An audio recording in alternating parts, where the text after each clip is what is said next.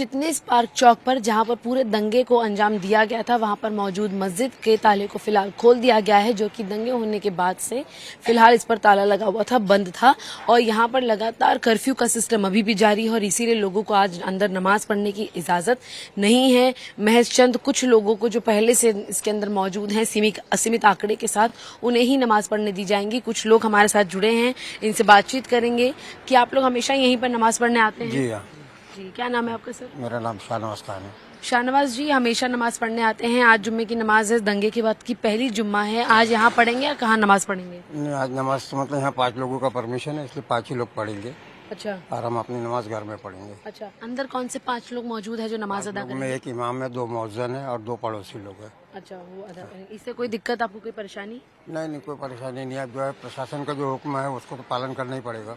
अच्छा, हाँ, ऑर्डर की वजह से धारा लगी हुई है और ऊपर से लोग इसलिए नहीं आ रहा है इधर में क्योंकि रोड ब्लॉक किया हुआ है, तो उसकी वजह से भी लोग नहीं आ रहा है। लोगों को भी मालूम पहले से, मतलब जिस दिन से बंद हुआ है उसी दिन से मतलब लोग आ ही नहीं रहे यहाँ पर जी। नमाज के लिए। आपका क्या नाम है? अब्दुल कादिर।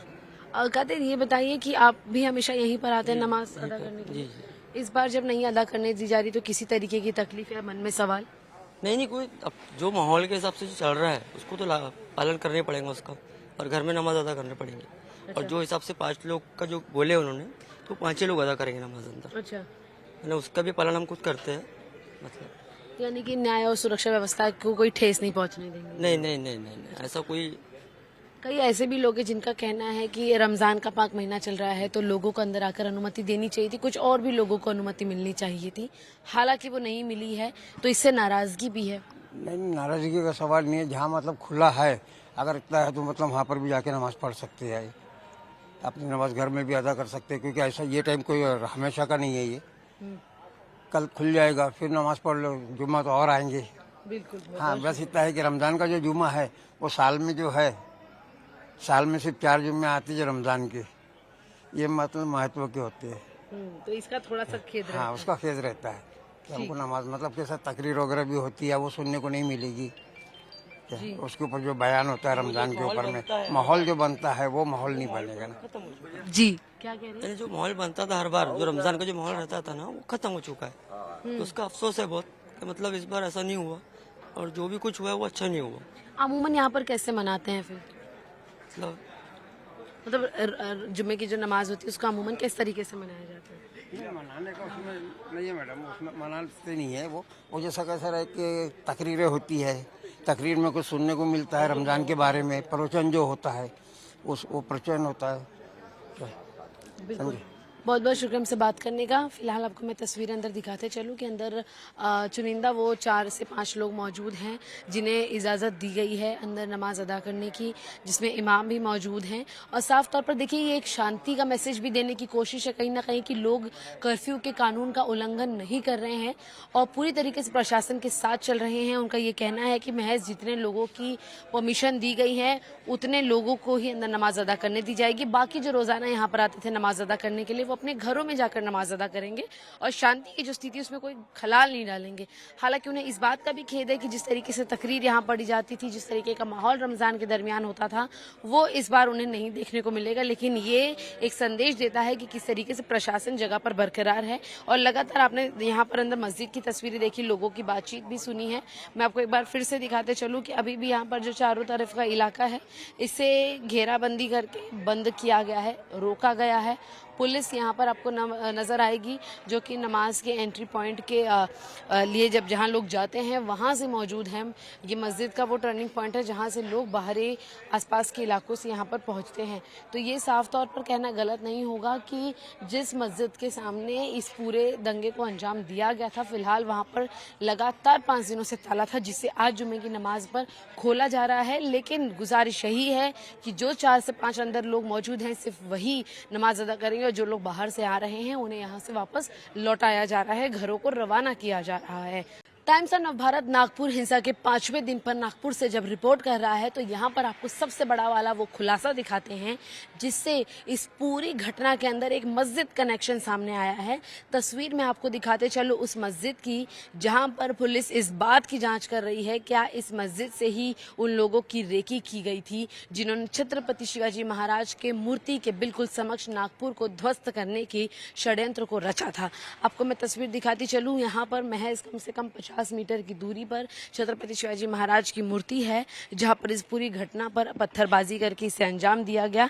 आपको मैं तस्वीरें कुछ सीसीटीवी के जरिए दिखाते चलूं और समझाते चलूं कि आखिर ये क्या है।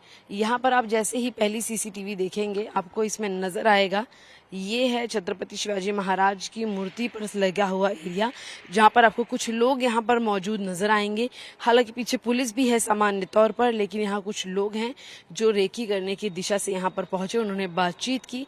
आगे आप देखेंगे हर एक चीज देखने के बाद पुलिस द्वारा टोके जाने के बाद ये यहाँ से निकल जाते हैं।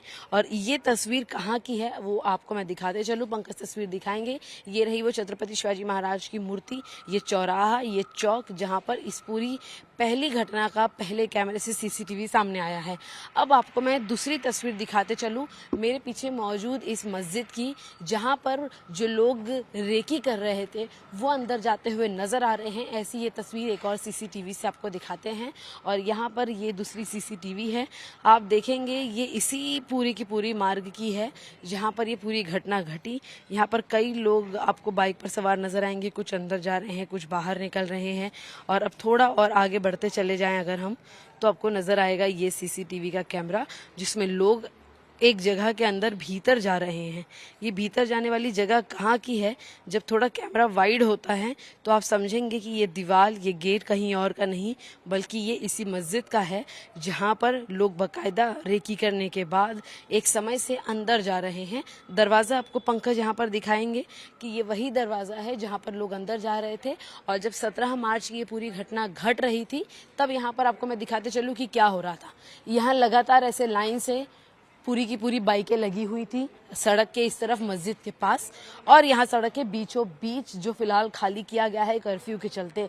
अब यहाँ पर लोगों का कहना ये है कि वो यहाँ पर नमाज अदा करने के लिए पहुंचे थे, लेकिन जिसे नमाज मस्जिद में अदा करनी है वो बाहर क्यों इतने लंबे समय तक इंतजार करेगा। ये सवाल उठता है कि आखिर इन लोगों को छत्रपति शिवाजी महाराज की मूर्ति के पास जाकर उस पूरे एरिया के चक्कर लगाने की क्या जरूरत पड़ी। और जितने भी लोगों ने चक्कर लगाया है वो सब दोबारा से इसी मस्जिद के अंदर घुस रहे हैं जहाँ पर लगातार हम कोशिश कर रहे हैं पहुंचने की, लेकिन किसी भी तरीके का संपर्क यहाँ पर अंदर मौजूद लोगों द्वारा नहीं किया जा रहा है। और इसीलिए यह पुलिस की इन्वेस्टिगेशन के कई सारे पहलुओं का एक और एंगल है कि क्या रेकी करके इस पूरी घटना को अंजाम दिया गया, क्योंकि नागपुर से ही आने वाले महाराष्ट्र राज्य के मुख्यमंत्री देवेंद्र फडणवीस का भी यही कहना है कि ये पूरा षड्यंत्र पहले से रचा गया, ये एक प्री प्लान्ड दंगा है और इसे अंजाम दिया गया। तो क्या छत्रपति शिवाजी महाराज, मराठा पूरी की पूरी स्मृति के सबसे बड़े दैवत माने जाने वाले शिवाजी महाराज के समक्ष बिल्कुल इस पूरी घटना को अंजाम देने का कार्यक्रम मस्जिद के अंदर हुआ? क्या मस्जिद ने लोगों को पनाह दी